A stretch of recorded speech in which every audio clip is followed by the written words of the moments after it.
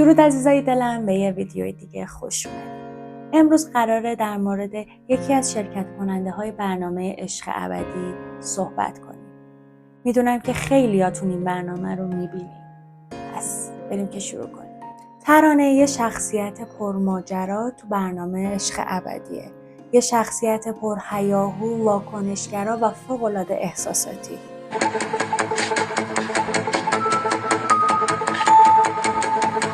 واقعا نمیتونم طرفداراش میگن که اون یه آدم نرمال و واقعیه که بقیه دارن اذیتش میکنن. ولی کسایی که از ترانه بدشون میاد میگن که اون داره با احساسات بقیه بازی میکنه. حالا سوالی که پیش میاد اینجاست که واقعا ترانه داره فیلم بازی میکنه یا یه نوع اختلال شخصیتی داره. این رفتارا فقط واکنش ساده احساسی نیستن. این رفتارا میتونن یه نوع اختلالی باشن که کمتر راجبشون صحبت میشه. امروز قراره با توجه به ویدیوهایی که میبینیم رفتارهای ترانه رو تحلیل کنیم. این نکته رو اضافه کنم که ما روانپزشک یا روانشناس نیستیم. این ویدیو صرفاً یه تحلیل از رفتاراش جلوی دوربین. مورد اول BPD یا همون اختلال شخصیتی مرزی. این اختلال یکی از سخت‌ترین و پیچیده‌ترین اختلالات شخصیتی شناخته شده است که باعث بچه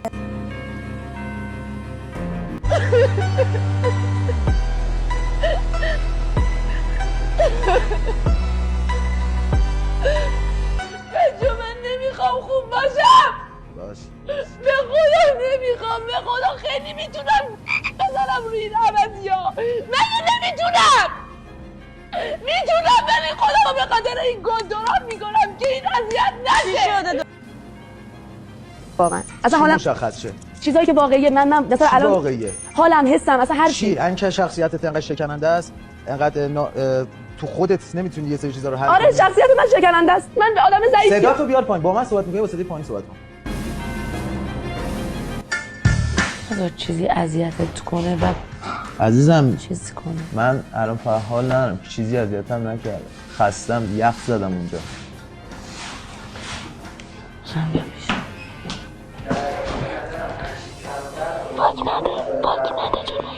بابا تو من هیچ نده لطفا. من به تو هیچ نمیدم. هیچ نه، هینت راهنمایی نمیخوام، ادوایس نمیخوام، میخوام یکم اوکی ماساژت بدم. نه عشقم ماچت کنم.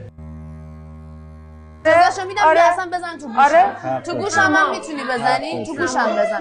اوکی یه لحظه صبر کن. نه در این حد دارم بهش. تو این برنامه ترانه وقتی حس میکنه که طرد شده یا توجهی بهش نمیشه یه واکنش فوق‌العاده احساسی شدید نشون میده. چرا نمیتونی؟ و وقتی میبینه که نمیتونه اوضاع و شرایط رو کنترل کنه حملات هیجانی بهش دست میده مثل این.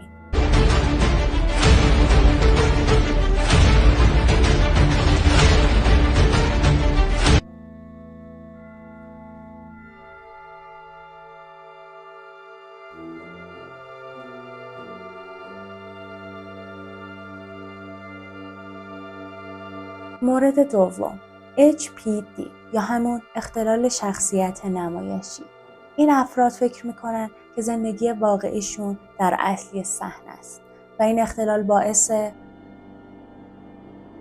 بله شما آرام بخش جمع آرام بخش سیاه گفتم بیاد اینجا حرفاشو بزن. آره خوب کار کردی. چون نمیخوام تمایل به جلب توجه دائمی. الان میخوای چیکار کنی؟ میخوای پشت من باشی یا حاشیه بسازی؟ پشت تو حاشیه بسازم؟ نه پشت تو، نه راجع به تو، پشت به پشت حاشیه هم بسازیم دیگه. حاشیه حال میده. اگه پشت هم نباشیم خرابش میکنن، اینو یاد باشه. ببین من که بزن نیستم خداییش. من یه فکری دارم. بعدم بگو فکرشون داری؟ من حس میکنم خب نگار خیلی داره حسودی میکنه و داره به تو نگاه میکنه چون ما با هم اوکی شدیم. خب میتونی یکم بریزی روش. یعنی منظورم از این لحاظ که یکم مثلا بیشتر میتونم باش صحبت کنم. چجوری دیگه خاصی دیگه نمیتونم بریزم روش. منظورم این نیست. منظورم اینه که بریزی روش، بگی که وات فاز. مثلا میتونی مثلا یه دفعه اومد مثلا داشت نگات میکنه بگی چرا بهم نگاه میکنی؟ اون همینجوری هم عصبیه. توی وجودم و توی همه کرکترم. حتی دارم میگم من لنز میذاشتم و الان نمیذارم، یعنی اینکه دوست ندارم دیگه اون آدم قبلی باشم، چون اون آدم قبلی نان استاپ لنز توی چشماش بود که چشمای واقعیشو هیچ احد و ناسی نبینه. ولی الان دوست دارم همتون چشای منو من چیزی دیگه جستو نمیدم. ایوالله. هم از اون لحاظ هم از لحاظ دیگه. منم همینطور. میزنی من آخه من خیلی دوست دارم بزنیم به خودم. خفه شدم. نه الانا. یه روز بعد از اون. آره. مثلا هیچ بزنم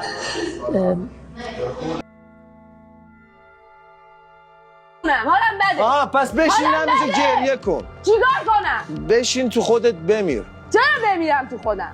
دارم میمیرم الان. تو خودت همه چیزو میدونی راجبم.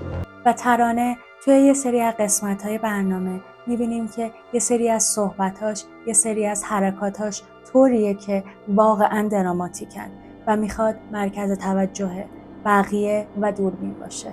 نه خودم، من با خودم که شوخی ندارم. الان جلو این همه دوربین دارم میگم این خود واقعی اونی که از من دیدین من نیست.